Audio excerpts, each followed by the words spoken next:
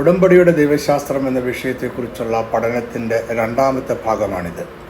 ഈ പഠനം 3 ഭാഗങ്ങളായാണ് ക്രമീകരിക്കപ്പെട്ടിരിക്കുന്നത്. ഒന്നാമത്തെ ഭാഗത്തിൽ എന്താണ് ഉടമ്പടിയുടെ ദൈവശാസ്ത്രം, അതിൻ്റെ സ്വഭാവവിശേഷങ്ങൾ, എന്താണ് ഉടമ്പടി, അതിൻ്റെ സ്വഭാവവിശേഷങ്ങൾ, ഘടന, വ്യത്യസ്തങ്ങളായ ഉടമ്പടികൾ എന്നിവയാണ് ചർച്ച ചെയ്യുന്നത്. നിങ്ങളിപ്പോൾ കേട്ടുകൊണ്ടിരിക്കുന്നത് രണ്ടാമത്തെ ഭാഗമാണ്. ഈ ഭാഗത്ത് ദൈവശാസ്ത്രപരമായ ഉടമ്പടികൾ എന്താണ് എന്നാണ് ചിന്തിക്കുന്നത്. അതിൽ വീണ്ടെടുപ്പിൻ്റെ ഉടമ്പടി, പ്രവൃത്തികളുടെ ഉടമ്പടി, കൃപയുടെ ഉടമ്പടി എന്നിവയെക്കുറിച്ചുള്ള വിശദീകരണം ആണുള്ളത്. മൂന്നാമത്തെയും അവസാനത്തെയും ഭാഗത്ത് വേദപുസ്തകത്തിലെ ഉടമ്പടികളാണ് പഠന വിഷയം.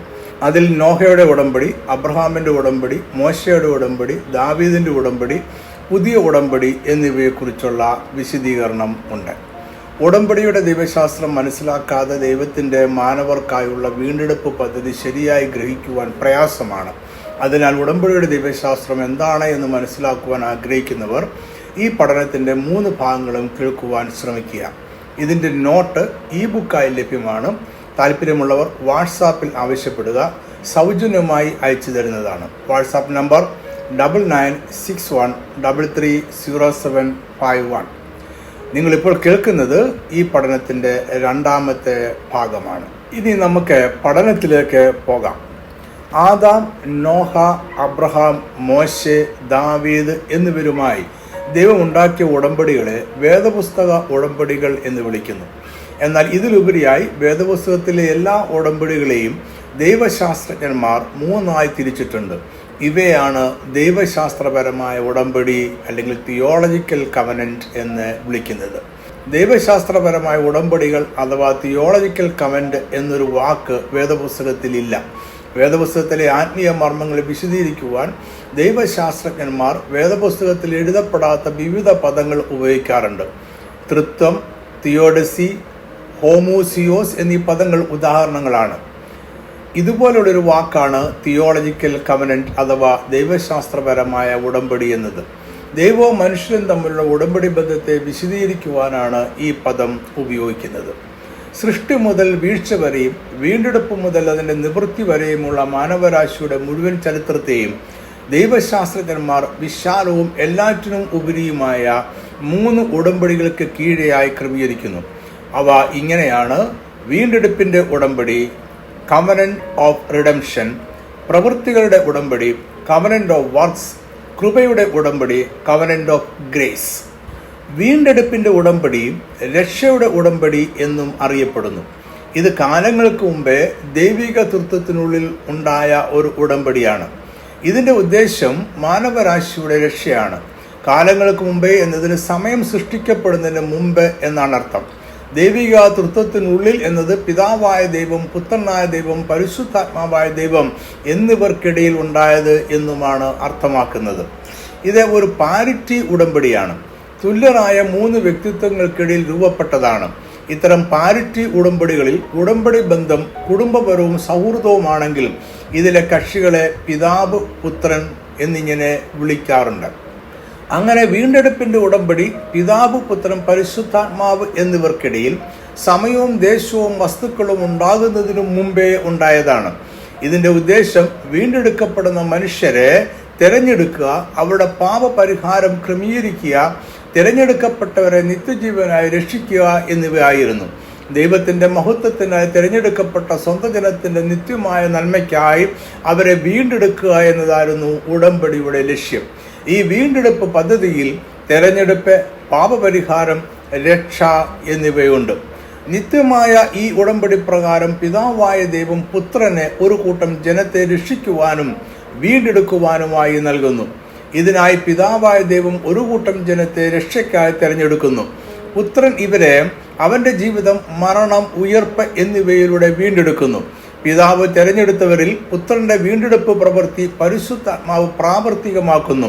തൃത്വത്തിലെ ഓരോ വ്യക്തിത്വങ്ങൾക്കും ഇങ്ങനെ പ്രത്യേക കർത്തവ്യങ്ങളുണ്ട്. എങ്കിലും മനുഷ്യരുടെ വീണ്ടെടുപ്പ് പദ്ധതിയിൽ എല്ലായിടത്തും എല്ലാ വ്യക്തിത്വങ്ങൾക്കും സാന്നിധ്യം ഉണ്ട്.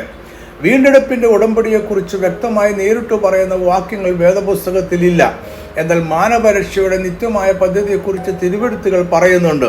യേശുക്രിസ്തു എപ്പോഴും പിതാവിൻ്റെ ഇഷ്ടമാണ് ചെയ്തിരുന്നത്. യോഹന്നാൻ 6:38 മുതൽ 40 വരെയുള്ള വാക്യങ്ങൾ. ഞാൻ എൻ്റെ ഇഷ്ടമല്ല, എന്നെ അയച്ചവൻ്റെ ഇഷ്ടമത്രേ ചെയ്യുവാൻ സ്വർഗത്തിൽ നിന്ന് ഇറങ്ങി വന്നിരിക്കുന്നത്. അവൻ എനിക്ക് തന്നതിൽ ഒന്നും ഞാൻ കളയാതെ എല്ലാം ഒടുക്കത്തെ നാളിൽ ഉയർത്തെഴുന്നേൽപ്പിക്കണം എന്നാകുന്നു എന്നെ അയച്ചവൻ്റെ ഇഷ്ടം. പുത്രനെ നോക്കിക്കൊണ്ട് അവനിൽ വിശ്വസിക്കുന്ന ഏവനും നിത്യജീവൻ ഉണ്ടാകണമെന്നാകുന്നു എൻ്റെ പിതാവിൻ്റെ ഇഷ്ടം. ഞാൻ അവനെ ഒടുക്കത്തെ നാളിൽ ഉയർത്തെഴുന്നേൽപ്പിക്കും. തിരഞ്ഞെടുക്കപ്പെട്ടവരുടെ രക്ഷ എന്നതാണ് ആദ്യം മുതലുള്ള ദൈവിക പദ്ധതി. ദൈവത്തിൻ്റെ ഈ നിത്യമായ പദ്ധതിയെ വീണ്ടെടുപ്പിൻ്റെ ഉടമ്പടി ക്രമീകരിക്കുകയും അത് ഉടമ്പടിയുടെ ഭാഷയിൽ വിശദീകരിക്കുകയും ചെയ്യുന്നു. എഫേസ്യർ 1:4 മുതൽ 7 വരെയുള്ള വാക്യങ്ങൾ. നാം തൻ്റെ സന്നിധിയിൽ വിശുദ്ധരും നിഷ്കളങ്കരുമാകേണ്ടതിന് അവൻ ലോകസ്ഥാപനത്തിനു മുമ്പേ നമ്മെ അവനെ തിരഞ്ഞെടുക്കുകയും തിരുഹിതത്തിൻ്റെ പ്രസാദപ്രകാരം യേശുക്രിസ്തു മുഖാന്തരം നമ്മെ ദത്തെടുക്കേണ്ടതിന് അവൻ പ്രിയനായവനിൽ നമുക്ക് സൗജന്യമായി നൽകിയ തൻ്റെ കൃപാമഹത്വത്തിൻ്റെ പുകഴ്ചയ്ക്കായി സ്നേഹത്തിൽ നമ്മെ മുൻനിയമിക്കുകയും ചെയ്തുവല്ലോ. അവനിൽ നമുക്ക് അവൻ്റെ രക്തത്താൽ അതിക്രമങ്ങളുടെ മോചനമെന്ന വീണ്ടെടുപ്പ് ഉണ്ട്. 2 തെസ്സലോനിക്കർ 2:13. ഞങ്ങളോ കർത്താവിന് പ്രിയരായ സഹോദരന്മാരെ, ദൈവം നിങ്ങളെ ആദ്യം മുതൽ ആത്മാവിൻ്റെ വിശദീകരണത്തിലും സത്യത്തിൻ്റെ വിശ്വാസത്തിലും രക്ഷയ്ക്കായി തെരഞ്ഞെടുത്തതുകൊണ്ട് നിങ്ങൾ നിമിത്തം ദൈവത്തെ എപ്പോഴും സ്തുതിപ്പാൻ കടപ്പെട്ടിരിക്കുന്നു. 2 തിമോത്തിയോസ് 1:9-10 വാക്യങ്ങൾ. അവൻ നമ്മെ രക്ഷിക്കുകയും വിശുദ്ധ വിളി കൊണ്ട് വിളിക്കുകയും ചെയ്തത് നമ്മുടെ പ്രവൃത്തികൾ നിമിത്തമല്ല, സകലകാലത്തിനു മുമ്പേ ക്രിസ്തുവേശുവിൽ നമുക്ക് നൽകിയിരിക്കുന്നതും ഇപ്പോൾ മരണം നീക്കുകയും സുവിശേഷം കൊണ്ട് ജീവനും അക്ഷതയും വെളിപ്പെടുത്തുകയും ചെയ്ത നമ്മുടെ രക്ഷിതാവായ യേശുക്രിസ്തുവിൻ്റെ പ്രത്യക്ഷതയാൽ വെളിപ്പെട്ടിരിക്കുന്നതുമായ തൻ്റെ സ്വന്തം നിർണയത്തിനും കൃപയ്ക്കും ഒത്തവണ്ണം അത്രേ. 1 പത്രോസ് 1:1-2 വാക്യങ്ങൾ. യേശുക്രിസ്തുവിൻ്റെ അപ്പോസ്തലനായ പത്രോസ് പൊന്തോസിലും ഗലാത്യയിലും കപ്പദോക്യയിലും ആസ്യയിലും ബിഥുനയിലും ചിതറിപ്പാർക്കുന്ന പരദേശികളും പിതാവായ ദൈവത്തിൻ്റെ മുന്നറിവിനൊത്തവണ്ണം ആത്മാവിൻ്റെ വിശദീകരണം പ്രാപിച്ച് അനുസരണം കാണിപ്പാനും യേശുക്രിസ്തുവിൻ്റെ രക്തത്താൽ തളിക്കപ്പെടുവാനുമായി വൃതന്മാരുമായവർക്ക് എഴുതുന്നത് നിങ്ങൾക്ക് കൃപയും സമാധാനവും വർദ്ധിക്കുമാറാകട്ടെ. വീണ്ടെടുപ്പിന്റെ ഉടമ്പടിയെ പിന്താങ്ങുന്ന കൂടുതൽ വാക്യങ്ങൾ സങ്കീർത്തനം 110, യെശയ്യാവ് 53, ഫിലിപ്പിയർ 2:5 മുതൽ 11 വരെയുള്ള വാക്യങ്ങൾ, വെളിപ്പാട് 5:9, 10 വാക്യങ്ങൾ എന്നിവിടങ്ങളിൽ നമുക്ക് വായിക്കാം. വീണ്ടെടുപ്പിന്റെ ഉടമ്പടി കൃപയുടെ ഉടമ്പടിയിൽ പ്രകടമാകുന്നുണ്ട്. കൃപയുടെ ഉടമ്പടി സാധ്യമാകുന്നത് നിത്യതയിലുണ്ടായ വീണ്ടെടുപ്പിന്റെ ഉടമ്പടി മൂലമാണ്. വീണ്ടെടുപ്പിന്റെ ഉടമ്പടി എന്ന ആശയത്തോട് ഭൂരിപക്ഷം ദൈവശാസ്ത്രജ്ഞന്മാർ യോജിക്കുന്നു എങ്കിലും തൃത്വത്തിനുള്ളിൽ വീണ്ടെടുപ്പിന്റെ ഉടമ്പടി രൂപപ്പെട്ടു എന്നതിനോട് ചിലർ യോജിക്കുന്നില്ല. പ്രവൃത്തിയുടെ ഉടമ്പടിയെ ജീവന്റെ ഉടമ്പടി, സൃഷ്ടിയുടെ ഉടമ്പടി, ആദാമിന്റെ ഉടമ്പടി എന്നിങ്ങനെയും വിളിക്കാറുണ്ട്. സകല മനുഷ്യരുടെയും സംയുക്ത ശിരസ് അഥവാ ഫെഡറൽ ഹെഡ് എന്ന നിലയിൽ ആദാവുമായി ദൈവം ഉണ്ടാക്കിയ ഉടമ്പടിയാണ് പ്രവൃത്തിയുടെ ഉടമ്പടി അഥവാ കവനന്റ് ഓഫ് വർക്സ്. അത് ദൈവവും ഒരു മനുഷ്യനും തമ്മിലുള്ള ഉടമ്പടി ആയിരുന്നില്ല, എല്ലാ മനുഷ്യരുമായുള്ള ഉടമ്പടി ആയിരുന്നു. റോമർ 5:12. അതുകൊണ്ട് ഏക മനുഷ്യനാൽ പാപവും പാപത്താൽ മരണവും ലോകത്തിൽ കടന്നു, ഇങ്ങനെ എല്ലാവരും പാപം ചെയ്യുകയാൽ മരണം സകല മനുഷ്യരിലും പരന്നിരിക്കുന്നു. ഉടമ്പടി എന്ന വാക്ക് ഉൽപ്പത്തി 1-2 അധ്യായങ്ങളിൽ കാണുന്നില്ല. എന്നാൽ ഉടമ്പടിയുടെ എല്ലാ സ്വഭാവ വിശേഷങ്ങളും ദൈവം ആദാമിന് നൽകിയ കൽപ്പനയിൽ ഉണ്ടായിരുന്നു. ഉൽപ്പത്തി 2:16-17 വാക്യങ്ങൾ. യഹോവയായ ദൈവം മനുഷ്യനോട് കൽപ്പിച്ചത് എന്തെന്നാൽ തോട്ടത്തിലെ സകല വൃക്ഷങ്ങളുടെയും ഫലം നിനക്ക് ഇഷ്ടം പോലെ തിന്നാം, എന്നാൽ നന്മതിന്മകളെ കുറിച്ചുള്ള അറിവിന്റെ വൃക്ഷത്തിന്റെ ഫലം തിന്നരുത്, തിന്നുന്ന നാളിൽ നീ മരിക്കും. ഹോശേയ 6:7 പ്രവാചകൻ പ്രവൃത്തിയുടെ ഉടമ്പടിയെ അഥവാ ആദാമിന്റെ ഉടമ്പടിയെ ലംഘിക്കപ്പെട്ട ഉടമ്പടി എന്ന് വിശേഷിപ്പിക്കുന്നുണ്ട്. ഹോശേയ 6:7 വാക്യം. എന്നാൽ അവർ ആദാം എന്ന പോലെ നിയമത്തെ ലംഘിച്ചു, അവിടെ അവർ എന്നോട് വിശ്വാസപാതകം ചെയ്തിരിക്കുന്നു. ഈ വാക്യത്തിലെ ആദാം എന്നതിൻ്റെ എബ്രായ പദം ചില ഇംഗ്ലീഷ് പരിഭാഷകളിൽ മനുഷ്യർ എന്നാണ് എങ്കിലും അത് ശരിയായാണ് മലയാളത്തിൽ പരിഭാഷപ്പെടുത്തിയിരിക്കുന്നത്. ഇംഗ്ലീഷിലെ NIV, NLT എന്നിവയിൽ ആദാം എന്നാണ് വിവർത്തനം ചെയ്തിരിക്കുന്നത്. എബ്രായ ഭാഷയിൽ ഇവിടെ ഉപയോഗിച്ചിരിക്കുന്ന ആദാം എന്ന വാക്കിന് ആദ്യ മനുഷ്യനായിരുന്ന ആദാം, ഒരു മനുഷ്യൻ, മനുഷ്യവർഗം എന്നിങ്ങനെ അർത്ഥം കൽപ്പിക്കാം. നിയമം എന്ന വാക്കിന്റെ എബ്രായ പദം ബെറീത്ത് എന്നതാണ്. ഈ വാക്കിന്റെ അർത്ഥം ഉടമ്പടി എന്നാണ്. അങ്ങനെയായാൽ ഈ വാക്യം ഇപ്രകാരമായിരിക്കും: എന്നാൽ അവർ ആദാം എന്ന പോലെ ഉടമ്പടിയെ ലംഘിച്ചു. അവിടെ അവർ എന്നോട് വിശ്വാസപാതകം ചെയ്തിരിക്കുന്നു. ഇവിടെ ഹോശയ ആദാമിന്റെ ഉടമ്പടി ആയിരിക്കാം പരാമർശിക്കുന്നത്. എന്നാൽ ദൈവം ആദാമിനോട് പറഞ്ഞ കൽപ്പനയെ ഉടമ്പടി എന്ന വാക്കുകൊണ്ട് പരാമർശിക്കുന്ന ഒരേ ഒരു വാക്യം ഇതാണ്. ദൈവവും ആദാമും തമ്മിലുള്ള ഉടമ്പടി ദൈവം ആരംഭിച്ചതും സകല മനുഷ്യരുമായി ബന്ധിക്കപ്പെട്ടിരിക്കുന്നതും ജീവനുള്ള കാലത്തെല്ലാം നിലനിൽക്കുന്നതുമായ ഒരു ഉടമ്പടിയാണ്. അതിൽ പാലിക്കപ്പെടേണ്ട കടമകളും അനുഗ്രഹങ്ങളും ശാപങ്ങളുമുണ്ട്. ദൈവത്തിന്റെ കൽപ്പനകൾ ലംഘിക്കാതിരുന്നാൽ ആദാമിന് ഉത്തമവും നിത്യവുമായ ഒരു ജീവിതം ദൈവം വാഗ്ദാനം ചെയ്യുന്നു. എന്നാൽ ഉടമ്പടിയുടെ പ്രമാണങ്ങൾ ലംഘിച്ചാൽ മരണം ഉണ്ടാകുകയും ചെയ്യും. നിർഭാഗ്യവശാൽ സകല മനുഷ്യരുടെയും സംയുക്ത ശിരസ് എന്ന നിലയിൽ ആദാം ദൈവിക ഉടമ്പടി ലംഘിച്ചു. അതിനാൽ വിനാശകരമായ പരിണതഫലമുണ്ടായി. അങ്ങനെ ആദാമും അവരിലൂടെ സകല മനുഷ്യരും നാശയോഗ്യരായി തീർന്നു.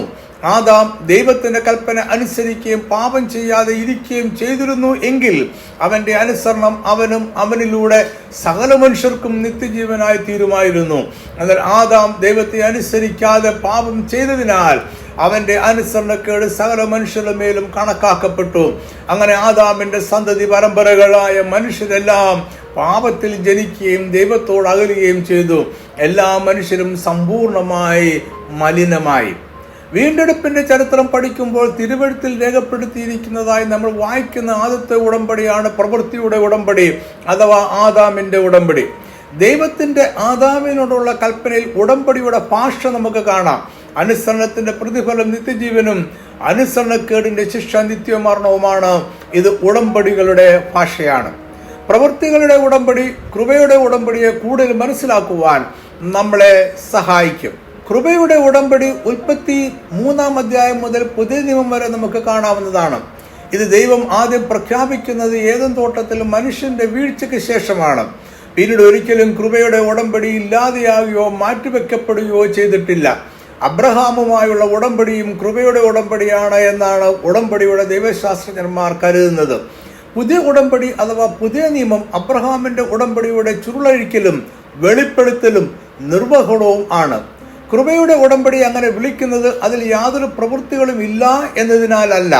കൃപയുടെ ഉടമ്പടി ദൈവത്തിന്റെ മഹാകൃപയാൽ മാത്രം മനുഷ്യരുമായി ദൈവം സ്ഥാപിച്ച ഉടമ്പടിയാണ്.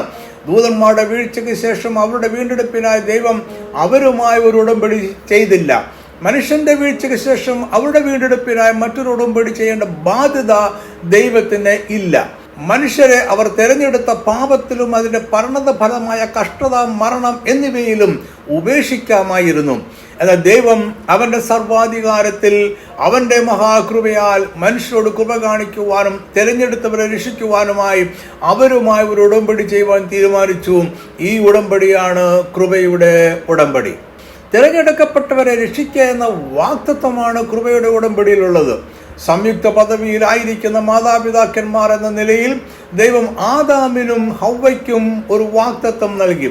സ്ത്രീയുടെ സന്തതി സർപ്പത്തിന്റെ തല തകർക്കുമെന്നതായിരുന്നു ആ വാഗ്ദത്തം. ഇതാണ് ചരിത്രപരമായ കൃപയുടെ ഉടമ്പടിയുടെ ആദ്യ പ്രഖ്യാപനം. ഉൽപ്പത്തി 3:15 ഞാൻ നിനക്കും സ്ത്രീക്കും നിന്റെ സന്തതിക്കും അവരുടെ സന്തതിക്കും തമ്മിൽ ശത്രുത്വമുണ്ടാക്കും. അവൻ നിന്റെ തല തകർക്കും, നീ അവന്റെ കുതികാൽ തകർക്കും. ഈ വാഗ്ദത്തത്തിലൂടെ രക്ഷ പ്രാപിക്കുവാൻ സ്ത്രീയുടെ സന്തതിയിൽ വിശ്വസിക്കുക എന്നതാണ് ചെയ്യേണ്ടത്. സ്ത്രീയുടെ സന്തതി എന്നത് യേശുക്രിസ്തുവാണ്. അവനിലൂടെ മാത്രമേ രക്ഷ സാധ്യമാകൂ. അവനിലുള്ള വിശ്വാസത്തിന് അനുസരണത്തിന്റെ ഫലം ഉണ്ടാകുന്നു. പ്രവൃത്തിയുടെ ഉടമ്പടി അഥവാ ആദാമിന്റെ ഉടമ്പടി മറ്റെല്ലാ ഉടമ്പടിക്കും അടിസ്ഥാനമായ ഒരു ഉടമ്പടിയാണ്. അതൊരിക്കലും റദ്ദാക്കപ്പെടുകയോ മാറ്റിവെക്കപ്പെടുകയോ അതിന് ഭേദഗതി വരുത്തുകയോ ചെയ്തിട്ടില്ല. കൃപയുടെ ഉടമ്പടി ആദാമിന്റെ ഉടമ്പടിയെ ഇല്ലാതെയാക്കിയിട്ടില്ല. ഉടമ്പടികൾ ഒരിക്കലും റദ്ദാക്കപ്പെടുന്നില്ല. ദൈവം ആദാമിനോട് കൽപ്പിച്ച അനുസരണത്തിന്റെ പ്രവൃത്തി കൃപയുടെ ഉടമ്പടിയിലുമുണ്ട്. എന്നാൽ പ്രവൃത്തികൾ നമുക്ക് നിവർത്തിക്കുവാൻ സാധ്യമല്ല എന്നതിനാൽ നമുക്ക് വേണ്ടി ദൈവം ക്രമീകരിച്ച മറ്റൊരുവൻ നമ്മുടെ കർത്താവായ യേശുക്രിസ്തു പ്രവൃത്തികളുടെ ഉടമ്പടിയിലെ എല്ലാ പ്രമാണങ്ങളും നിവർത്തിച്ചു. അവൻ ഒടുക്കത്തെ ആദാമായി ദൈവം ആദാമിനോട് ആവശ്യപ്പെട്ട അനുസരണം നിവർത്തിച്ചു. അതിനോടൊപ്പം തിരഞ്ഞെടുക്കപ്പെട്ടവരുടെ പാപങ്ങൾക്ക് അവൻ രക്തം ചൊരിഞ്ഞ് പരിഹാരം വരുത്തുകയും ചെയ്തു. കൃപയുടെ ഉടമ്പടി നിബന്ധനകളില്ലാതെ ദൈവത്തിന്റെ മഹാകൃപയുടെ അടിസ്ഥാനത്തിൽ മാത്രം ലഭിക്കുന്നതാണ്. വിശ്വാസം ഒരു നിബന്ധനയായി നമുക്ക് തോന്നാം. എങ്കിലും ഈ വിശ്വാസവും ദൈവം ദാനമായി നൽകുന്നതാണ്. എഫേസ്യർ 2:8-9 വാക്യങ്ങൾ, കൃപയാലല്ലോ നിങ്ങൾ വിശ്വാസം മൂലം രക്ഷിക്കപ്പെട്ടിരിക്കുന്നത്, അതിലും നിങ്ങൾ കാരണമല്ല, ദൈവത്തിന്റെ ദാനം അത്രയാകുന്നു. ആരും പ്രശംസിക്കാതിരിപ്പാൻ പ്രവൃത്തികളും കാരണമല്ല. കൃപയുടെ ഉടമ്പടി യേശുക്രിസ്തുവിൽ വിശ്വസിക്കുന്ന എല്ലാവർക്കും നിത്യജീവൻ വാഗ്ദാനം ചെയ്യുന്നു. യേശുക്രിസ്തു പകരക്കാരനായ പ്രതിനിധിയാണ്. ഉടമ്പടിയുടെ പ്രവൃത്തികൾ അവൻ പ്രതിനിധാനം ചെയ്യുന്ന എല്ലാവർക്കുമായി യേശു നിവർത്തിച്ചിട്ടുണ്ട്. നീതീകരണത്തിനായുള്ളതും പാപത്തിന് ശിക്ഷയും അവൻ ചെയ്തു തീർത്തു. അവന്റെ സജീവമായ അനുസരണം ഉടമ്പടിയുടെ പ്രവൃത്തികളെയും അവന്റെ നിഷ്ക്രിയമായ അനുസരണം പാപത്തിന്റെ ശിക്ഷയെയും നിവർത്തിച്ചു. പ്രവൃത്തിയുടെ ഉടമ്പടിയിൽ ആദാം ആയിരുന്നു സകല മനുഷ്യരുടെയും സംയുക്ത ശിരസ്. കൃപയുടെ ഉടമ്പടിയിൽ യേശുക്രിസ്തുവാണ് അവനെ വിശ്വസിക്കുന്നവരുടെ സംയുക്ത ശിരസ്. നമ്മൾ ക്രിസ്തുവിൽ വിശ്വസിക്കുമ്പോൾ അവന്റെ സമ്പൂർണമായ നീതീകരണം ദൈവം മുമ്പാകെ നമ്മളിൽ കണക്കാക്കപ്പെടുകയാണ്. യേശുക്രിസ്തുവിന്റെ നീതീകരണം നമ്മളിൽ കണക്കാക്കിയാണ് ദൈവം നമ്മളെ നീതിമാന്മാരെന്ന് പ്രഖ്യാപിക്കുന്നത്. യേശുക്രിസ്തു മുഖാന്തരം ഉടമ്പടിയുടെ പ്രവൃത്തികൾ സമ്പൂർണമായി നമ്മൾ നിവർത്തിച്ചു എന്ന് കണക്കാക്കുകയാണ്. അപ്രകാരം അനുസരണക്കേടിനാൽ ആദാമിന് നഷ്ടപ്പെട്ട നിത്യജീവൻ ക്രിസ്തുവിന്റെ അനുസരണത്താൽ നമ്മൾ പ്രാപിക്കുന്നു. കൃപയുടെ ഉടമ്പടിയിൽ ദൈവം നമ്മുടെ പാപങ്ങൾക്ക് പരിഹാരമായി തീരേണ്ടതിനായി ഒരു പകരക്കാരനെയും പ്രതിനിധിയെയും ക്രമീകരിക്കുന്നു. പാപം എന്നത് പ്രവൃത്തിയുടെ ഉടമ്പടി ലംഘിക്കുന്നതാണ്. ആദാമിൽ എല്ലാ മനുഷ്യരും പ്രവൃത്തിയുടെ ഉടമ്പടി പ്രകാരം ജീവിക്കുവാൻ പരാജയപ്പെട്ടതിനാൽ എല്ലാവരും പാപികളായി കണക്കാക്കപ്പെടുന്നു. എന്നാൽ കൃപയുടെ ഉടമ്പടിയിൽ രക്ഷയും നിത്യജീവനും യേശുക്രിസ്തു വിശ്വസിക്കുന്നവർക്ക് ദൈവം സൗജന്യമായി നൽകുന്നു.